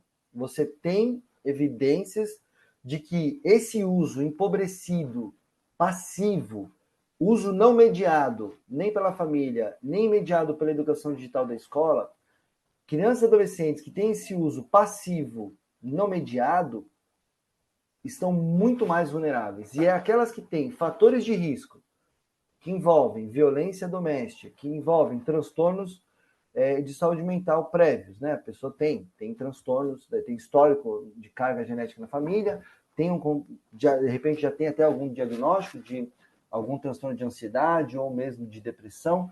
Essas pessoas que já têm fatores de risco, quando você conecta ela com essas plataformas que tem esse design hiperacelerado, produzido para manter o engajamento, para promover comparação social, que estimula a comparação social, você tem uma combinação explosiva de pessoas vulneráveis com plataformas feitas de uma maneira que amplifica vulnerabilidades e expõe a conteúdos violentos. Então você tem uma combinação extremamente explosiva e alguns estudos mostram a correlação, né, de intensificação de problemas no uso dessas plataformas de redes sociais, especificamente a gente está falando. Então, eu acredito sim e estou convencido pelos estudos que vejo da correlação, mas a gente não pode ignorar que ainda não temos evidências de causalidade direta. é muito forte dizer, ainda que os números sejam muito coincidentes. Eu acho que a gente tem uma combinação de fatores, né? A própria rede social, na forma como ela está desenhada hoje, nessas grandes plataformas, baseada na publicidade, baseada na exploração comercial, baseada, isso, né, a gente teve recentes, no ano passado teve revelação de documentos de grandes plataformas que revelaram, literalmente, que elas priorizam o lucro acima da saúde mental de crianças e adolescentes. E isso me chocou, porque eu trabalhei muitos anos, inclusive, com lindos projetos, e ainda hoje tem lindos projetos dessas plataformas, mas no alto escalão de decisão dessas grandes plataformas, prevalece, ainda que cientes da vulnerabilidade para crianças e adolescentes, o interesse em maximização da conexão a qualquer custo, inclusive ao custo da saúde mental. Isso é diferente de dizer que isso causa o problema de saúde mental. Esse é o grande ponto. O que eu quero dizer, então, objetivamente, é pior assim. Você tem um uso empobrecido, não mediado, pode agravar muitos problemas de saúde mental. O fato do uso não mediado e uso empobrecido prejudicar o sono, né? Crianças e adolescentes que usam durante a noite, durante a madrugada, que recebem as notificações, só isso por si só já interfere na qualidade do sono. Interferir na qualidade do sono, você interfere na qualidade desses hormônios do crescimento e dos próprios hormônios do desenvolvimento, e também interfere na capacidade de atenção, de concentração. Logo, você está prejudicando, de alguma maneira, também o desenvolvimento daquela criança, e você prejudicar o sono, qualquer um de nós que passou 2 noites sem dormir sabe o que acontece com a nossa cabeça. Então, assim, prejudicar ao longo prazo, sistematicamente, a qualidade do sono, por conta do uso das telas digitais, você, de alguma maneira, está prejudicando também, não só a saúde mental, mas também o desempenho acadêmico dessas crianças e adolescentes. Então, tem muitas correlações que já justificam a máxima preocupação, ainda que a gente não tenha ainda a evidência cabal de causalidade. Porque é fato, a gente tem algumas evidências também de estudos que mostram, para muitos adolescentes que têm um uso mediado, que têm habilidades digitais de uso crítico, que têm uma boa mediação na escola, que vocês nas famílias fazem uma boa mediação, eles conseguem tirar proveito das redes sociais. Eles conseguem tirar proveito para acesso à cultura, para acesso ao entretenimento, mas também para o estudo, inclusive também para apoio em saúde mental. Né? Tem estudos que mostram evidências de que os adolescentes que têm um uso crítico das redes digitais conseguem se conectar com serviços de ajuda, conseguem denunciar quando sofrem um problema, conseguem pedir ajuda para a família ou para a escola para evitar que um problema se transforme num problema muito maior, inclusive evitando situações que podem culminar numa situação de suicídio, por exemplo. Eles conseguem ler que um colega está mal, né? Isso envolve, por exemplo, escolas que tenham educação socioemocional, que não tem nada a ver com o digital, mas é a habilidade de perceber as reações emocionais suas e dos colegas, e consegue intervir num colega que fez um post ali, que era um sinal de alerta, podia ser um gatilho, né? E eles usam a própria internet para ajudar outros colegas, né? Tem evidências disso também. Então, de novo, né, a correlação existe. Tenho visto que, na balança, os fatores que geram danos à saúde mental são severos o suficiente para que a gente pise no freio, né? E eu sou um apaixonado por internet, um apaixonado por tecnologia, trabalho com educação digital há mais de 17 anos, mas é fato que o design dessas plataformas e a intensidade do uso como a gente faz hoje, tão automático, tão acelerado, tão sem parar para pensar, que é sim hora de pisar no freio e repactuar essa nossa presença digital, ainda que não seja causalidade, a correlação justifica. Eu só queria complementar, Ana, né? Não consigo dar resposta curta, mas além do problema de saúde mental, tem um problema de comparação social e apologia ao consumo que é bastante perverso, de se comparar o tempo todo, né? E todo mundo se sente pobre, feio, gordo, de uma forma que está todo mundo se sentindo insatisfeito consigo mesmo, né? E isso também com apelo ao consumo muito importante, inclusive de propagandas que a gente tem agora com jogos de apostas, né? Jogos de azar e as apostas que foram legalizadas no Brasil, que tem algumas sendo direcionadas para crianças e adolescentes que já começam a ter problemas de dependência em jogos de apostas digitais, tamanha a desregulamentação dessas redes no Brasil, né? Então, eu acho que é um ponto de atenção não só a saúde mental, mas também a exploração dos dados pessoais e a invasão de privacidade de dados de crianças e adolescentes, que tem um valor enorme para a vida futura e presente, para além do problema de saúde mental, essa questão do consumo também, e da apologia ao consumo, inclusive de alimentos não saudáveis, apologia a outros tipos de situações, e a violência e polarização que a gente vive no país, né? Que não é só política para quem vota, é essa intolerância com o diferente, essa leitura do mundo que nega muito das evidências científicas, inclusive sobre as vacinas, nega evidências científicas sobre o fato do planeta ser da Terra plana e coisas em diante. Isso tudo está chegando para as nossas crianças e adolescentes também, e muitas são convencidas de coisas completamente aleatórias, porque sistematicamente assistem esse tipo de conteúdo e se convencem disso muito facilmente quando não tem a mediação para uso crítico. Então, mais uma resposta longa, Ana, mas acho que dá tempo para mais alguma. Se quiser fazer 2 ou 3 para eu responder de uma vez só e a gente aproveitar o tempo.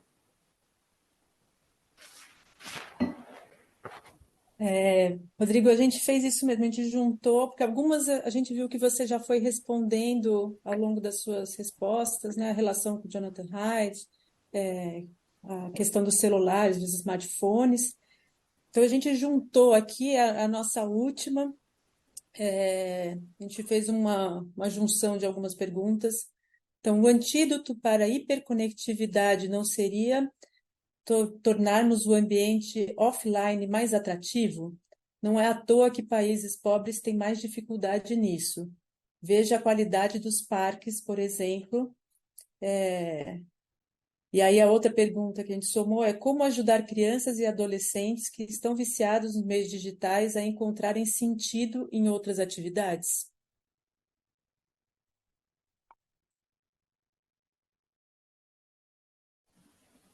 Excelente, nossa, muito bom. Bom, vamos lá. Essa primeira muito pertinente, né? Uma das críticas, das linhas de críticas ao argumento do Jonathan Haidt, que concentra a causalidade dos problemas de saúde mental na infância e na adolescência contemporânea à presença dos smartphones, também fala, olha, a gente precisa olhar também, no caso do Brasil, especialmente, né, qual é a qualidade dos ambientes offline de lazer, de convivência, né? A violência urbana, mesmo para classes favorecidas como nossas, né? A nossa violência urbana e a nossa privatização dos espaços de lazer, dos espaços de convivência, faz com que a gente tenha poucas alternativas seguras e qualificadas, né? Mas sem dúvida nenhuma, muitos estudos têm mostrado que, acho que o antídoto, para falar nesse termo, né? O antídoto, eu acho que o primeiro antídoto que eu destacaria é educação digital. Educação digital para uso crítico dessas plataformas. Para os menores não usar as plataformas que não são feitas para eles, mas educação digital, inclusive, desplugada. Mesmo para os pequenos que já querem ter o uso de um celular, de um tablet, e ainda não têm, eles vão entender por que não. O que é que tem que não é adequado? Noções básicas de design, né? Entender noções básicas de funcionamento dos algoritmos, noções básicas sobre problemas que justificam eles não terem, né? Até essa educação digital que a escola faz, e vocês podem fazer nas famílias, ajudam a argumentar o porquê não também, né? O porquê não. Mas essa presença de espaços de lazer coletivos, né? De você ter espaços de contato com a natureza, parece tão antigo, né? Mas a gente, de fato, não é tirar totalmente o digital, mas entender que o digital é um dos momentos da presença dessa criança, e não a única presença dessa criança ser o digital. Porque se você tem todo o entretenimento, todo o lazer, toda a sociabilidade concentrada no digital, é óbvio que aí tem prejuízos. Você tem que distribuir essa sociabilidade na convivência presencial. é chato, dá trabalho, tem que buscar, tem que levar, tem que comprar comida a mais, tem que pedir comida a mais. Dá muito trabalho, não é fácil. Eu reconheço, como pai, o meu ainda não tem tanto trabalho, mas não é fácil desplugar nossas infâncias das telas digitais. Na escola até um pouco é difícil, mas ainda é menos difícil do que nas famílias, porque nós trabalhamos, estamos fora, né? Então, assim, criar essas outras rotinas que envolvem acesso à natureza, acesso a parques, espaços de convivência, pode ser com os mesmos coleguinhas da escola, mas espaços de convivência presenciais e de preferência não mediados pela relação de consumo, porque também, né, vai junto para o shopping, vai junto para comprar alguma coisa necessariamente. Então, sim, e mesmo os países como a Inglaterra, os países europeus que têm bons espaços públicos de lazer, ainda que não tenham tanta natureza disponível nas cidades, isso faz sentido. É esse reequilíbrio dos tempos e das rotinas das crianças para ter mais contato com a natureza, mais brincadeiras livres, mais autonomia para descobrir as cidades, né? O Jonathan Haidt faz essa discussão, mas aqui no Brasil tem grupos muito fazendo isso há décadas, né? O Instituto Alana, que eu tenho a honra de poder colaborar também, já faz essa discussão.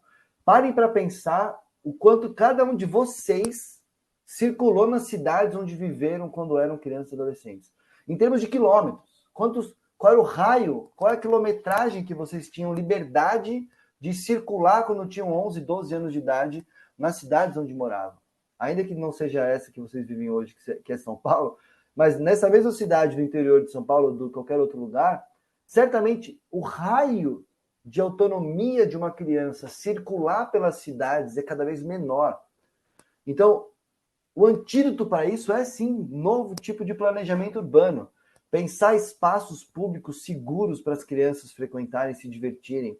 Brincadeiras não estruturadas.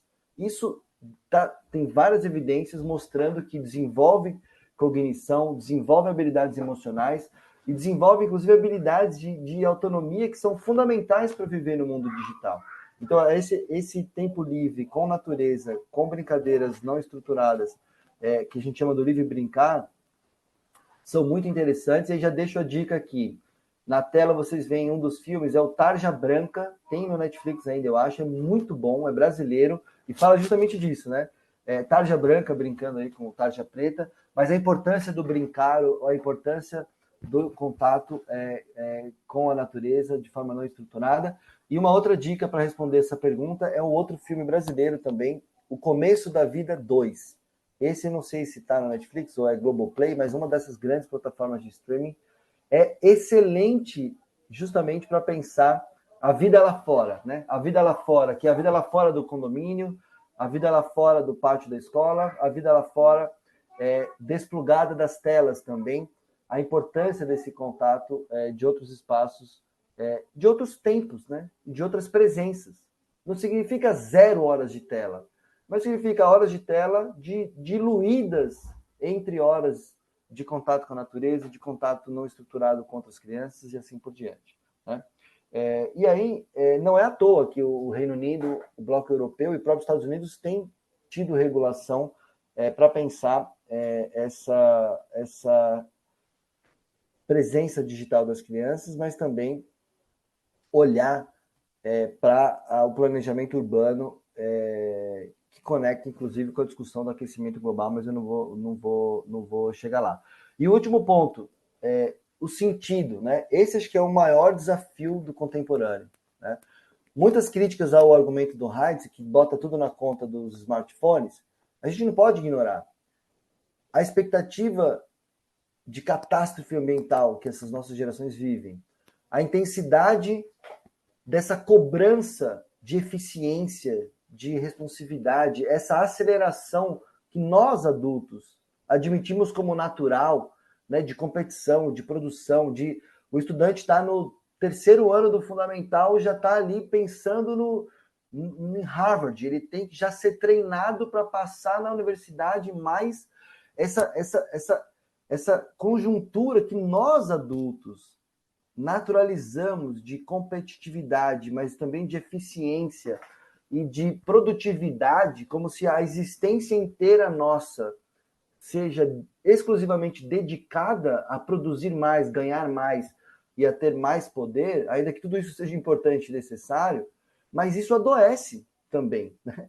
A gente tem, ao mesmo tempo, uma catástrofe ambiental em curso, com a expectativa de fim do planeta, para um sujeito que está começando a vida, começa a vida o tempo todo e vendo nos jornais concretamente acontecer, né? Ainda que tem gente que não acredite, estamos vivendo no Brasil, não só no Rio Grande do Sul, mas em vários lugares do Nordeste, a seca matando os animais e as pessoas. Ou seja, tem essa situação. A gente acha que as crianças não veem. Meu filho de 4 anos viu nessa maldita televisão do elevador dizer: papai, o que aconteceu com essa cidade que está embaixo da água? Morreu gente? 4 anos, ele nem assiste jornal, mas um flash ele viu na televisão do elevador. E já preocupado, a gente vai morrer, vai afogar nossa cidade também?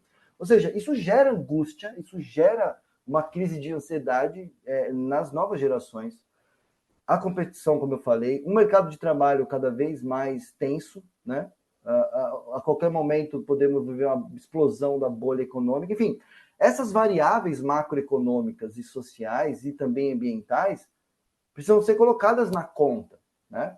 Da violência urbana, né? Eu saio na rua, carro blindado, a qualquer momento posso ser... Essas variáveis todas também estão na conta. Inclusive, as redes sociais amplificam essa sensação de urgência e essa sensação de desespero, né? Começa a ver no TikTok sobre tragédia ambiental, você vai ver constantemente tragédia ambiental, né? Esse design que é de intensificação da sua conexão, seja qual for o tema, né? Se você tem interesse em aprofundar sobre violência, você vai ver muita violência. Ou seja, essa é uma questão da discussão ética também dessas plataformas, né? Ainda que não tenha relação de causalidade direta, há suficientemente bem feita a ética no design dessas plataformas que ganham com o tempo de engajamento das crianças na tela, sabendo que essas crianças estão ali, né? Inclusive, era uma dica que eu queria deixar, tem como denunciar a presença de crianças menores de 13 anos nessas plataformas. No TikTok tem um formulário específico para notificar que tem um perfil de menor de 13 anos. Claro, não estou falando de um perfil de 12, de 11, que eventualmente até os pais permitiram, acompanham. Mas a gente sabe, crianças de 8, 9 anos com perfil no TikTok, com perfil no Instagram. Isso é extremamente vulnerável, né? Então, tem mecanismos que as plataformas têm, mas estão muito escondidos ali, né? Então, tem toda uma discussão de ética no design. E eu estou falando tudo isso para responder objetivamente. A ética no design dessas plataformas pode ajudar ou piorar muito essa discussão sobre qual é o sentido de estar online. Eu me engajo com o quê e com quem quando estou online? Essa é a grande pergunta, né? E é triste de ver que tem um design persuasivo, e tem muita literatura sobre isso, né? Do design pervasivo, o design manipulativo, muita psicologia, né, da persuasão, muita psicologia do consumidor que foi usada, bilhões gastos para maximizar o engajamento das pessoas, inclusive nós todos, nas telas, pouco importa o que tem ali, né? É o máximo de engajamento. E violência engaja, competição engaja, tragédia engaja, teorias da conspiração engajam, conflitos étnicos engajam, conflitos políticos engajam. E essa cultura de engajamento a qualquer custo responde um pouco à pergunta, né? Nossos cérebros estão sendo capturados por esse design engajador, mas é um engajador com um único sentido prioritário: maximizar nossa presença, maximizar nosso tempo de conexão para maximizar o lucro de algumas plataformas. Então, tem algumas plataformas possíveis de serem pensadas, e a própria pequenas empresas, startups de tecnologia têm tentado fazer isso, né? Brasileiros também, né? De criação de conteúdo digital com ética no design, com princípios desde a concepção do produto, né? O caso da Vila Sésamo na televisão foi um caso emblemático, né? Vocês lembram? Pode não gostar, mas na origem foi justamente esse momento de inflexão na época da televisão. Caramba, calma, nossas crianças estão vendo muito lixo na televisão. como a gente transforma o sentido da produção de conteúdo digital em conteúdos que contribuam no desenvolvimento das nossas infâncias e das nossas adolescências, nas proporções saudáveis, dependendo da idade, né? Então, termino dizendo, para tentar responder, precisamos juntos, escola, família, cientistas, pesquisadores, mas também as plataformas e os governos para regular essas plataformas, para que a gente tenha esse momento de inflexão. Eu acho que a gente está vivendo esse momento de inflexão para poder repactuar individualmente ou no âmbito familiar essa presença digital e o sentido de dar um celular. Qual é o sentido de dar um tablet? Qual é o sentido dessa presença digital? E mais, quais são as habilidades críticas dessa criança, desse adolescente, de interpretar os seus próprios usos e conseguir conquistar os seus próprios sentidos nessa presença digital? Então, essa pergunta que você me fez é muito importante, né? É essa hora de inflexão, de repensarmos qual é o sentido de dar um aparelho celular, qual é o sentido de dar um tablet, mas também, dialogando com as próprias crianças, pensar com elas que sentido elas têm produzido nessa experiência, né? Que emoções elas têm vivido nessas experiências. Da mesma forma, reconectá-las, e aí tem um esforço mesmo de a gente redirecionar o barco, né? Assim, vamos juntos em família desplugar, porque não adianta eu pedir para meus filhos desplugarem e eu estar o almoço inteiro plugado. Eu estou o caminho inteiro no Uber plugado. Eu estou no restaurante esperando a pizza plugado. Ou seja, qual é o sentido coletivo, né? E não é fácil para ninguém, né? Mas acho que coletivamente enfrentar, eu acho que é possível, né? Eu termino tentando responder. É uma reconstrução de sentido intergeracional, repito. Porque a gente precisa mudar, eles precisam mudar, a gente precisa mudar junto, né? Quantos de nós efetivamente faz um passeio na cidade como São Paulo? Até tem algumas opções, né? Mas no entorno, né? Quantos de nós não cansa também? A natureza, não sei se eu quero muito, tem muito pernilongo, pode ser que chove, vai molhar meu sapato, enfim, a gente está, né, muito indisponível também para mudar alguns hábitos, só que sendo honesto, né? Nossas crianças não vão mudar os hábitos se a gente não fizer uma mudança de um contexto familiar ou coletivamente na escola, né? Por isso que eu acho bacana dos movimentos que o Jonathan tem inspirado e deu força para os movimentos que já existiam, de coletivamente, olha, estamos aqui, a turma, sei lá, do 7º ano, do 6º ano, vamos postergar um pouco os usos do celular pessoal com redes sociais? Vamos fazer isso junto? Vamos, melhor ainda. Vamos tentar pensar, estou sem ideia, vamos pensar um passeio de fim de semana que não seja shopping, que não seja todo mundo jogar junto? Vamos. É esse momento de inflexão. Quanto mais coletivamente a gente fizer, mais chance de acerto a gente tem, ainda que isso possa dar bastante trabalho. Eu acho que é um trabalho que justifica, porque é justamente pensar na saúde não só mental, mas em todo o desenvolvimento integral das nossas crianças e adolescentes, né? A escola tem feito isso. De novo, o antídoto é educação digital, educação socioemocional, porque a gente não pode esquecer, né? Não adianta saber tudo de digital, mas não tem capacidade de perceber as suas próprias emoções. A gente ainda tem tabu de falar de saúde mental, né? E nas redes tem gente falando de tudo, desde a apologia ao suicídio até ótimos conteúdos de educação emocional que os adolescentes vão falar e ver, né? Então, eu acho que essa educação digital com uma nova rotina de presença digital, mas também uma nova rotina de a gente repensar a nossa presença nas cidades, eu sei que é muito complexo, né? Mas quando a gente faz isso coletivamente, né, é bastante poderoso, e a gente tem visto a transformação acontecer em alguns lugares, né? Em condomínios que as famílias combinam no condomínio. Olha, vamos tentar pedir para os nossos filhos descerem sem celular para o play? Clubes, né? Vamos tentar levar para o clube sem celular, ou estimular com que eles deixem o celular guardado, e no extremo a gente tem o telefone do clube para poder ligar se acabar a bateria, enfim.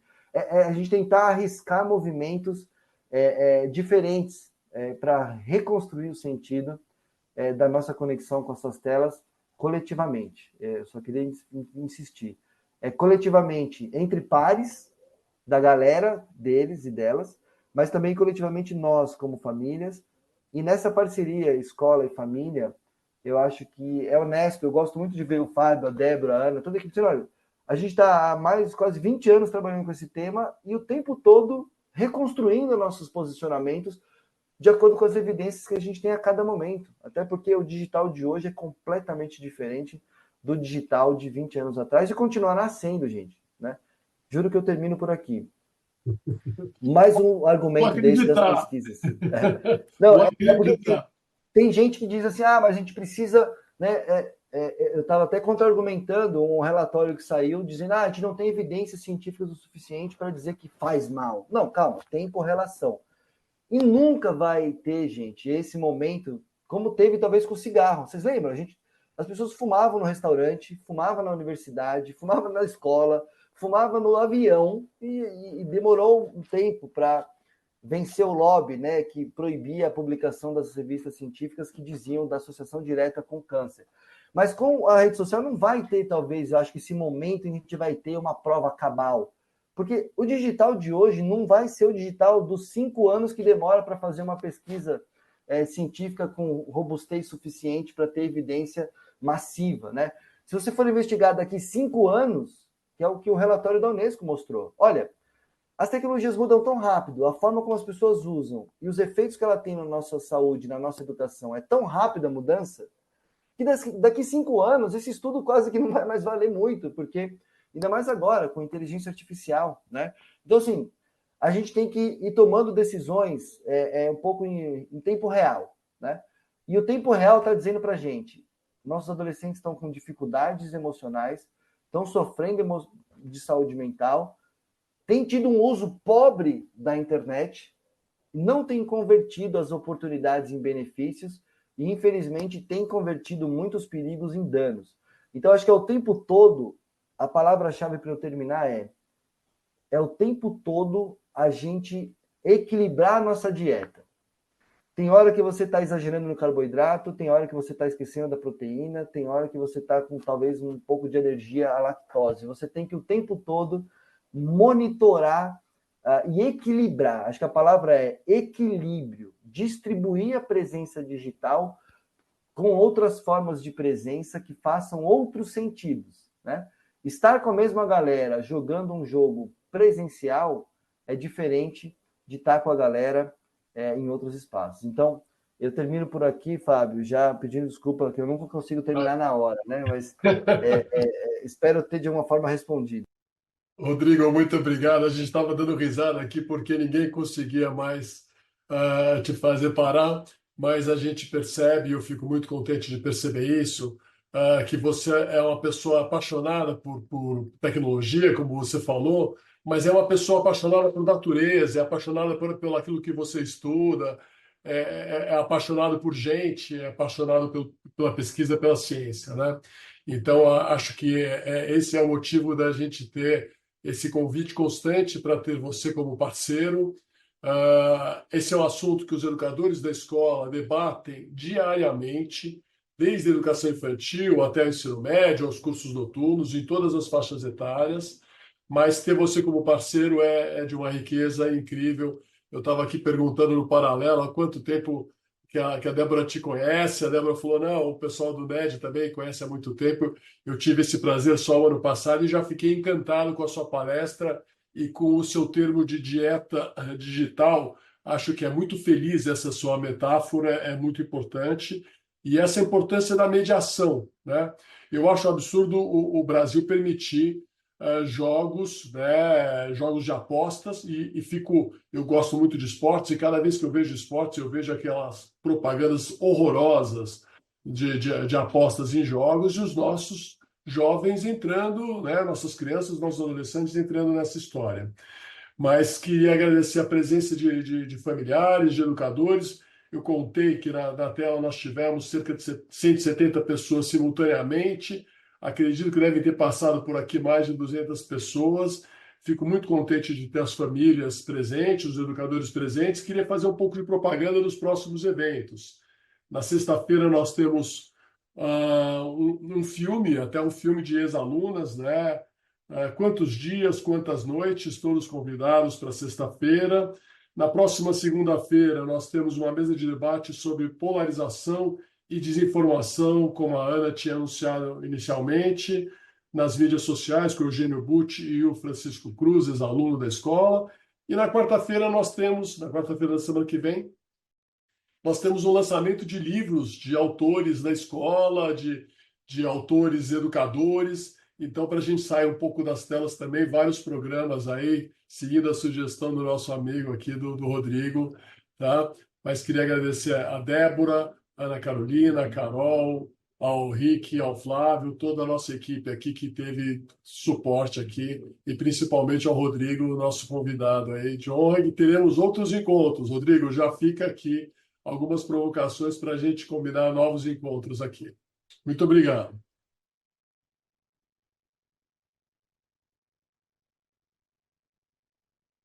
Boa noite a todos e a todas. Boa noite. Tchau, tchau. Obrigada, Prazer, Rodrigo. Muito obrigada pela eu que aula, agradeço. pela companhia. Muito obrigada, Nete, Flávio, Fábio. Muito bom, muito bom. Muito obrigada. Vamos desligar as telas e vamos jantar e descansar um pouquinho. Desse lugar. Tchau, tchau.